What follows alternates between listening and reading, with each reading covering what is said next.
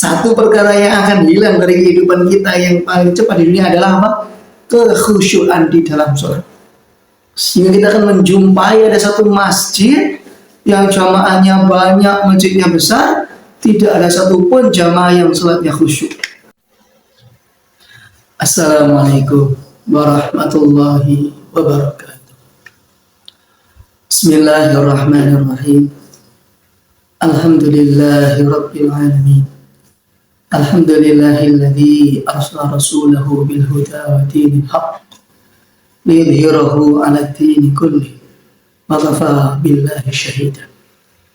Asyhadu an la ilaha illallah wahdahu la syarika lah wa asyhadu anna Muhammadan 'abduhu wa rasuluh. Allahumma shalli wa sallim ala nabiyyina Muhammadin wa ala alihi wa ashabihi ajma'in, amma ba'd. Fa ya ibadallah, usikum nafsi bitaqwallah faqad faza al-muttaqun. Wa qala ta'ala ya ayyuhalladzina amanu taqullaha wa kunu ma'as shadiqin.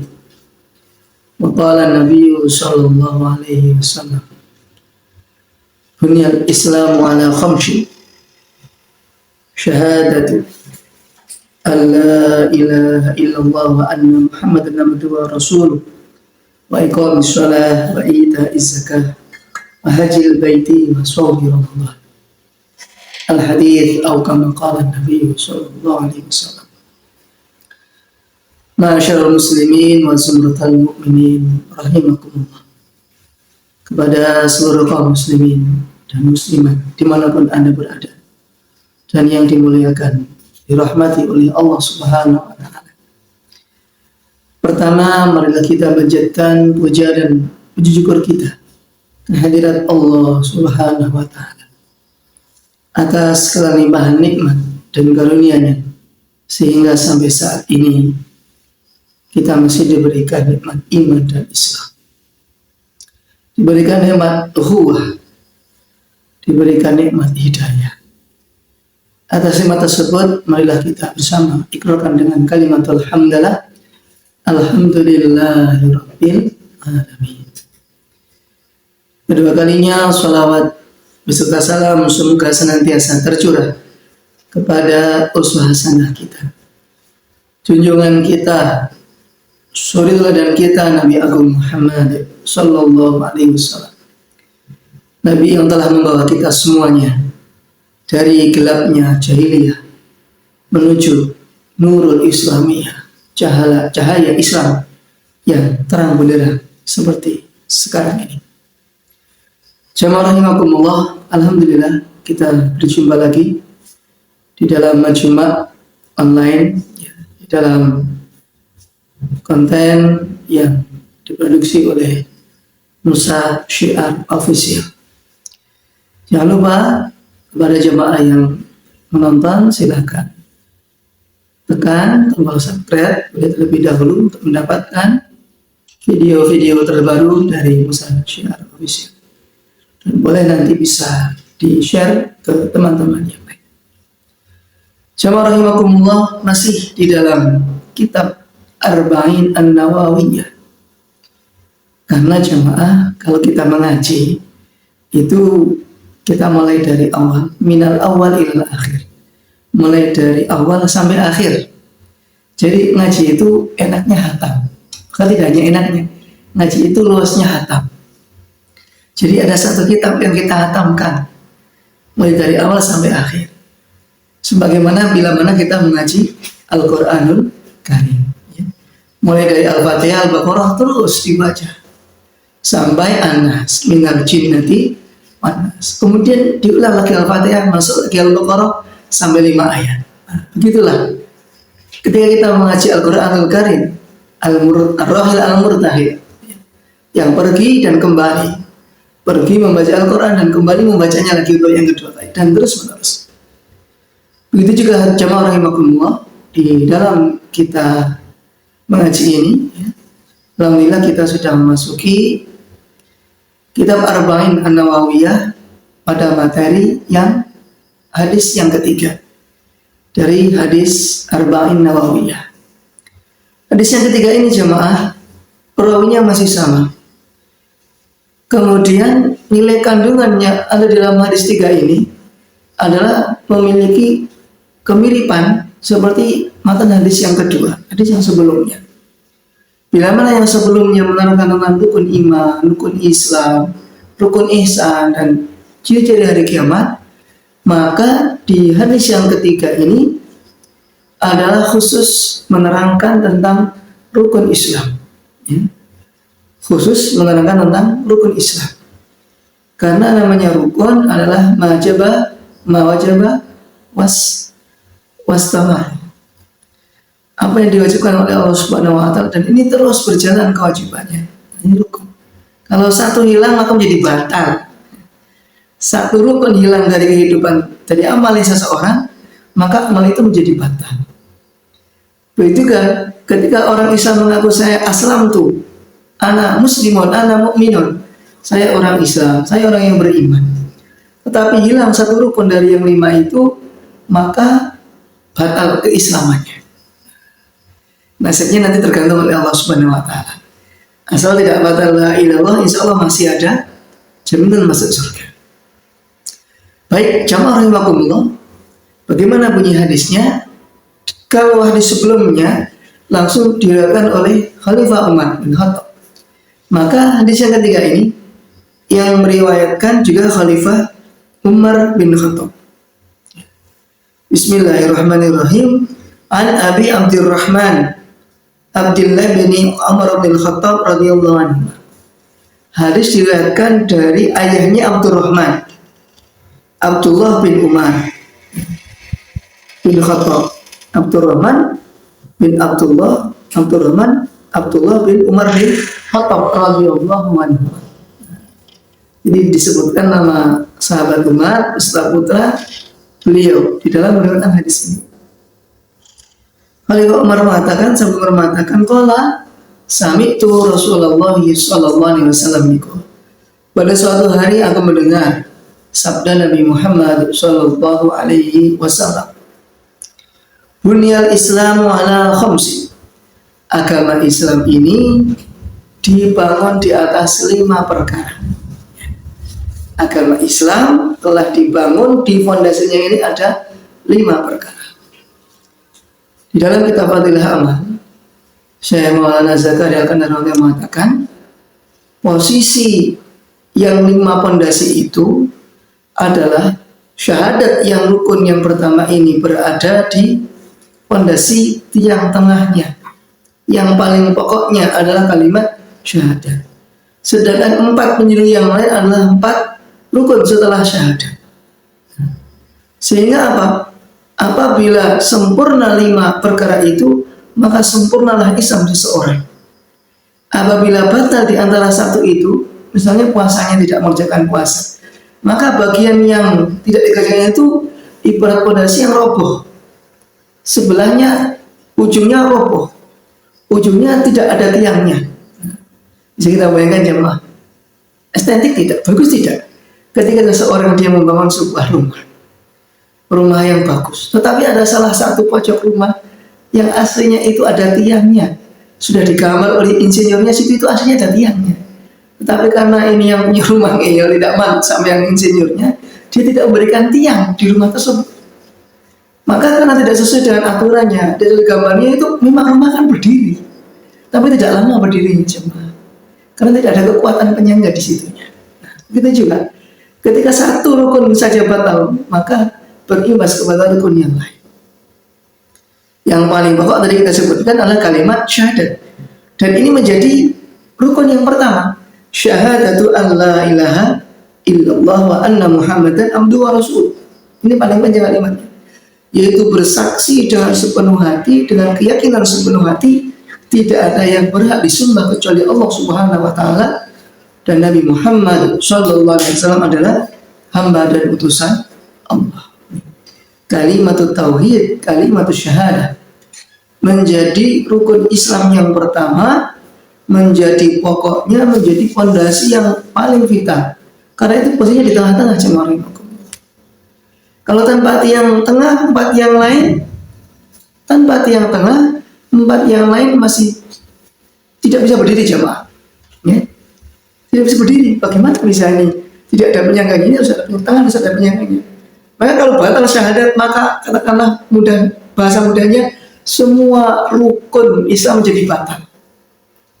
Bagaimana mungkin seseorang ya, dia tidak mengimani Allah Subhanahu wa Ta'ala, tidak pernah mengucapkan kalimat syahadat, tetapi di dalam kesehariannya dia mengerjakan sholat, di dalam keseharian dia mempelajari Al-Quranul Karim, di dalam kesehariannya dia berinfak dan bersedekah, berbuat baik, waktunya korban, waktunya puasa ikut puasa juga. Tapi satu sayangnya satu apa? Dia tidak pernah mengucapkan syahadat, tidak Islam, tidak iman, tapi mengamalkan amalannya orang Islam. Kira-kira bagaimana jemaah? Mudah kami, pertanyaan kami seperti ini.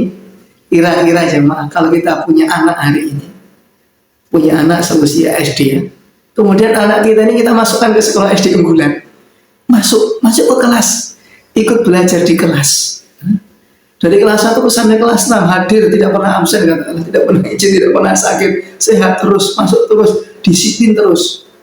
Kurangnya satu jemaah, itu anak itu tidak ikut pendaftaran saat yang lain ikut mendaftar. Kira-kira ya, nanti kalau sudah lulus, anak tersebut mendapatkan ijazah kelulusan atau tidak? Itu jemaah, itulah gambaran seseorang yang mengamalkan amalan Islam tapi tidak memiliki iman, tidak pernah mengucapkan syahadat. Ibarat orang hadir di sekolah, ikut di sekolah, tapi tidak pernah ikut pendaftaran. Nanti saat kelulusan tidak mendapatkan ijazah kelulusan, tidak diakui. Nah, itulah. Jadi syarat pendaftarannya apa?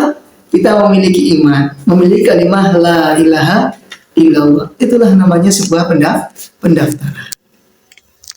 Baik, itu jemaah ya. Jadi pegang teguh ini. Satu, ini kalimat ini jangan sampai lepas dari kehidupan kita. Seburuk apapun seseorang, sebejat apapun perilakunya seseorang, meskipun tidak pernah mengamalkan amalia agama, katakanlah tidak mau sholat, tidak mau zakat, tiap hari maksiat, tiap hari mencuri, tiap hari berbohong, tapi dia punya satu, dia punya keyakinan, punya la ilaha illallah, fa insyaallah hadirin, semua dosa akan terhapuskan dengan la ilaha illallah, dan Allah jamin dia nanti di akhirat akan masuk surga. Yang meskipun melewati neraka yang sangat panjang lamanya, resiko karena dia tidak mau beramal soleh. Baik, jamaah rahimahullah, kita memasuki rukun Islam yang kedua. Wa iqamis shalah. Ya. Wa iqamis shalah, dan mendirikan salat. Ya. Bukan fi'lus shalah, maf'alus shalah, bukan tidak hanya sekedar fi'lus shalah, tapi iqamatus shalah. Ya. Kalau fi'lus shalah ini apa yang di dalam sholat, ya kita kerjakan hanya di dalam sholat saja. Kita rukuk, kita sujud di dalam sholat, tetapi tidak kita bawa keluar sholat. Ketika seorang mengucapkan aqimus sholat, uqimus sholat, aku mendirikan sholat, berarti dia sudah mengikrarkan di dalam dirinya apa yang dia kerjakan di dalam sholat akan dia bawa juga keluar sholat. Di dalam sholat ini semua rakaat ini kita ingat Allah hadirin. Tidak boleh satu waktu pun di dalam sholat ini mengingat kecuali Allah, itu tidak boleh aslinya. Kalau seandainya khudu itu diletakkan dalam rukun sholat, kita mungkin sholatnya banyak ditolak oleh Allah Subhanahu wa Ta'ala. Untungnya hadirin, khusyuk dan khudu itu tidak ada dalam rukun sholat, adanya tumakninah. Hadirin, ya berat. Kalau khusyuk dan khudu itu harus dijadikan rukun. Ini kemurahan Allah Subhanahu wa Ta'ala. Jadi hadirin, kalau di dalam sholat, semua waktu sholat kita mengingat Allah, dari rakaat pertama sampai rakaat terakhir kita mengingat Allah. Kalau memang kita iqamatus sholat, berarti di dalam kehidupan kita sehari di luar sholat, seluruh waktu di luar sholat, berarti kita juga harus mengingat Allah. Senantiasa ingat kepada Allah. Mau berbuat apapun mengingat Allah. Kalau seperti itu jamaah, kiranya hadirin, kalau kita sudah ingat Allah terus-menerus, malu pasti, tidak mau berbuat maksiat. Seperti itu. Tidak mau mendurhakai Allah. Karena dia merasa diperhatikan oleh Allah, diawasi oleh Allah. Jadi kira-kira nih, kalau di luar sholat jamaah lebih banyak ingat siapa? Ingat Allah atau ingat selain Allah? Ustaz, boro-boro di luar sholat ingat Allah. Wong di dalam sholat saja Ustaz kadang masih ingat selain Allah. Nah itu jawaban ini menjadi koreksi kita bersama ya. Satu perkara yang akan hilang dari kehidupan kita yang paling cepat di dunia adalah apa? Kekhusyuan di dalam sholat. Sehingga kita akan menjumpai ada satu masjid yang jamaahnya banyak, masjidnya besar, tidak ada satupun jamaah yang sholatnya khusyuk. Semuanya sholatnya penuh dengan kelalaian. Astagfirullahaladzim. Nah ini sesuatu yang akan hilang. Yang pertama dari umat ini, kekhusyuan dalam sholat. Kemudian jamaah rahimakumullah, yang ketiga, wa itaiz zakah, dan menunaikan zakat, membayarkan zakat. Inilah perwujudan sholat yang betul. Ini adalah zakat yang betul. Kenapa hari ini kita menjumpai orang masih banyak yang miskin? Maaf. Orang yang untuk makan sehari-hari pun masih susah. Sehari 3 kali masih susah. Kerja sehari habis setengah hari bisa jadi.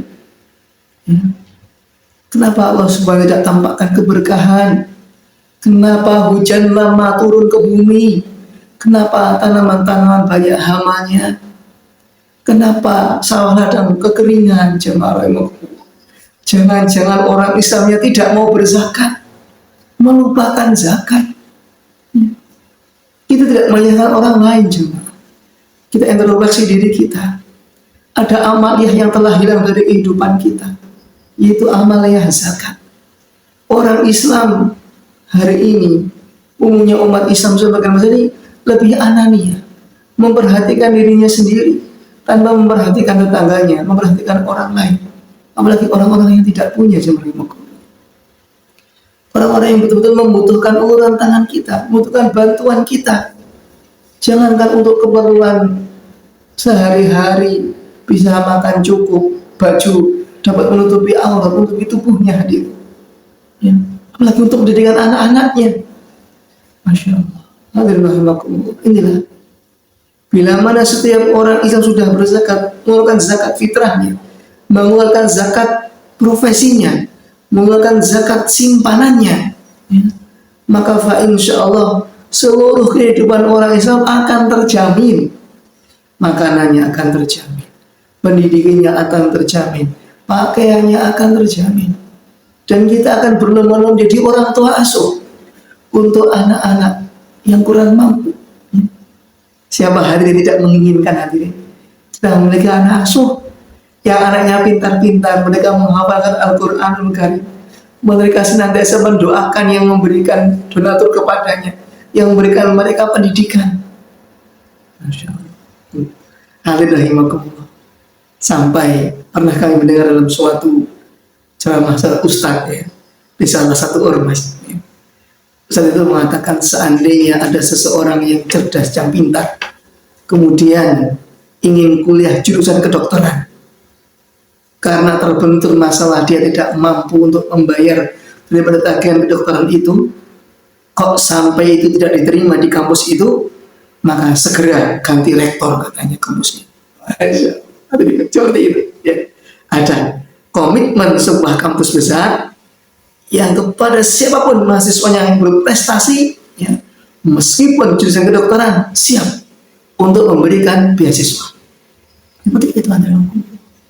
Tidak mampu ganti rektor, bukannya malah ditolak mahasiswanya. Ini sungguh kampus ini punya sebuah komitmen seperti ini luar biasa. Ini patut kita contoh di madrasah-madrasah kita ya. Jangan sampai ada anak orang Islam ingin belajar bersama kita, gara-gara biaya pendidikan yang mahal, kemudian dia tidak mampu, terus kita menolaknya. Udah nggak usah di sini. Di sini tempat pendidikannya hanya untuk orang-orang kaya saja. Aku tidak mau membayar, udah masuk ke yang lain saja. Oh tidak, ada di rumah. Sikap kita bukan seperti itu. Sikap kita berkhidmat untuk umat, melayani umat. Ulama terdahulu ini punya gelar khadimul ilmi, pelayannya ilmu. Kita juga melayani ilmu, melayani siapapun yang akan menuntut ilmu, meskipun keterbatasan biaya katakanlah dan lain sebagainya, kita bantu jemaah. Kita wujudkan zakat, maka akan membahagiakan seluruh umat. Jangan sampai menghalangi zakat jemaah. Karena barang siapa yang menghalangi zakat, maka dia hakikatnya menghalangi rahmat dari Allah Subhanahu wa Ta'ala. Baik, selanjutnya ada 4 dan 5. Ini matan hadisnya ini haji dulu baru puasa jemaah. Kalau yang lain di matan yang lain ada puasa dulu baru melaksanakan haji. Ya tidak masalah. Kita sesuai dengan matan dulu jemaah. Di matan hadis yang ketiga ini disebutkan haji terlebih dahulu. Walillahi 'alan nasi hijjul baiti man istata'a ilaihi sabila. Dan bagi Allah Subhanahu wa Ta'ala ini, di atas seluruh manusia yang mampu ini, hijjul bait, berziarah haji ke Baitullah Makkah al-Mukarramah, Madinah al-Munawwarah, man istata'a ilaihi sabila. Barang siapa yang istita'ah, yang mampu fisiknya, mampu ekonominya, ada bekal untuk berangkat sampai pulang, dan ada bekal bagi keluarga di rumah yang ditinggalkan saat berangkat haji. Mudah-mudahan kepada seluruh pendengar ataupun penonton setia Mustasyar Official semua diberikan jalan berhaji oleh Allah Subhanahu wa Ta'ala dan juga berumrah. Walaupun nunggunya puluhan tahun jamaah, tetap jangan kendor semangat, jangan mundur langkah, maju langkah. Kalau kita Allah beri rezeki kepada kita pendaftaran haji, segera daftar. Yang penting kita sudah daftar dulu jemaah. Kalau Allah panggil kita keburu dipanggil malaikat Israel sebelum berangkat haji, karena sudah niat dalam hati yang kuat, nanti di akhirat oleh Allah Subhanahu wa Ta'ala dibangkitkan bersama para hujjaj, orang-orang yang telah mengerjakan haji, meskipun di dunia belum berangkat haji, karena niat kesungguhannya sehingga dia termaktub, tergolong ke dalam orang-orang yang telah diniatkan itu. Kemudian jamaah rahimakumullah, yang terakhir adalah wasaumi Ramadan, dan berpuasa pada bulan Ramadan. Ini Ramadan sebentar lagi, Masya Allah. 10 tahun ini terasa begitu cepat jamaah rahimakumullah. Bulan-bulan Hijriah itu berjalan melebihi kecepatannya daripada bulan-bulan Masehi. Kalau bulan Masehi setahunnya lama, 12 bulan. Tapi kalau bulan Hijriah ini 12 bulannya seperti jalan kita 11 bulan jemaah. Seperti 11 bulan atau seperti 11 bulannya Masehi atau kurang dari itu. Ya. Jadi Masya Allah, kita sebagai umat Islam tatkala mendengar nama Ramadan, kita sudah ada kerinduan untuk menjumpai Ramadan. Karena kita tidak tahu apakah diri kita sampai kepada Ramadan atau Ramadan besok ataupun tidak. Berapa banyak saudara kita yang tahun kemarin bersahur dengan kita, berbuka dengan kita, tapi Ramadan besok mereka sudah tidak bersama kita untuk bersahur maupun berbuka. Ya. Teman-teman kita sudah banyak yang meninggalkan kita. Siapa tahu jemaah rahimakumullah, Ramadan tahun depan bukan teman-teman yang meninggalkan kita, tapi kita yang meninggalkan teman-teman. Semua sudah tertakdirkan oleh Allah Subhanahu wa Ta'ala. Kita hanya mengikuti takdirnya Allah. Dan mudah-mudahan Allah Subhanahu memberikan umur panjang kepada kita semuanya. Ya. Karena yang terbaik manusia adalah man tala umruhu wa hasuna amaluhu. Yang paling panjang umurnya, yang paling baik akhlaknya, yang paling baik amalannya. Jadi, jamaah mari hari demi hari, waktu demi waktu, kita hiasi waktu-waktu kita dengan kebaikan-kebaikan, karena tidak ada penyesalan bagi orang yang telah berbuat baik, dan pahala itu akan kekal di akhirat, tidak akan pernah hilang. Wallahu la yudhi'u ajral muhsinin. Innallaha la yudhi'u ajral muhsinin. Pahala dari Allah bagi orang-orang yang berbuat baik tidak akan pernah hilang. Semua tersimpan di Lauhil Mahfuz, tersimpan di akhirat, dan nanti akan Allah perlihatkan ketika sudah di surga sana.